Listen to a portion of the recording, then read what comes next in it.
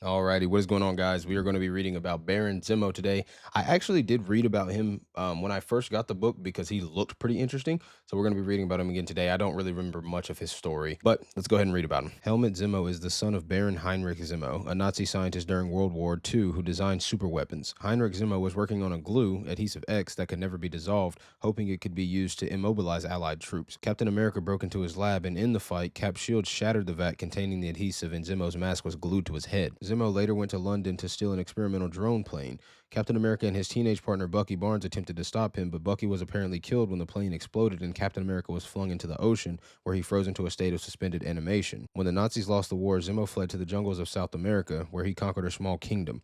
Decades later, he came out of hiding after learning that Captain America had been revived by the Avengers. Zemo formed the Masters of Evil and later transformed Simon Williams into Wonder Man, but failed in all his attempts to destroy the Avengers.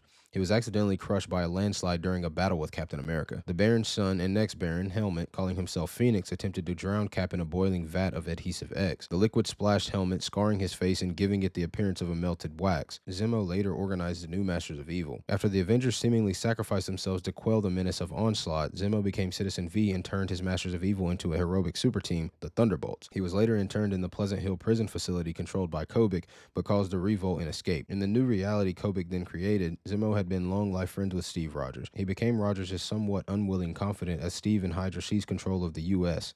After Hydra's defeat, Zemo created a new Thunderbolts team in New York under Mayor Wilson Fisk, aka Kingpin, to take down the Punisher. With the help of Thunderbolts member Ghost, Zemo faked his own death so that he could focus on rebuilding Hydra from the shadows. He later caused Spider-Man to be transformed into a savage beast by circulating a dangerous drug. I think it is very, very, very safe to say that this is easily a 5 out of 5. This story is where I needed to be the entire book. Now, obviously, characters are not going to be as cool as Zemo is. I can't remember, but I know he is in one of the movies that I watched. Pretty sure it's Winter Soldier, though. But Zemo, man, I got to give him a 5 out of 5. His appearance is super sick. His father's appearance is also super sick, but got to give the man a 5 out of 5. Let me know what you guys are thinking about Zemo.